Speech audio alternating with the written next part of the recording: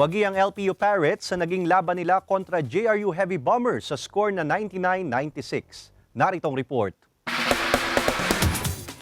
Wagi at nakuha ng LPU Pirates ang pagkapanalo sa naging harapan nila kanina ng JRU Heavy Bombers sa score na 99-96. Baka sa mga player ang kagustuhang makuha ang pagkapanalo, dahilan para maging dikit ang laban ng dalawang koponan. Lamang ng 1 puntos ang LPU Pirates sa first half ng laro. Sa huling quarter, deadlock all 87 at huling 30 segundo na lang ang natitirang oras sa laro dahil sa matinding depensa ng parehong koponan. Nagresulta ito sa overtime. Sa extra period, mas naging mainit ang mga bitaw ng bola ng parehong koponan at naging dikit pa rin ang palitan ng puntos. Ngunit mas nanaig ang LPU Pirates at nasungkit ang pagkapanalo. Samantala, abangan bukas ang tapatan ng Letran Knights at Perpetual Altas na susundan ng bakbaka ng Benil Blazers at Mapua Cardinals simula alas 2 ng hapon live sa GTV.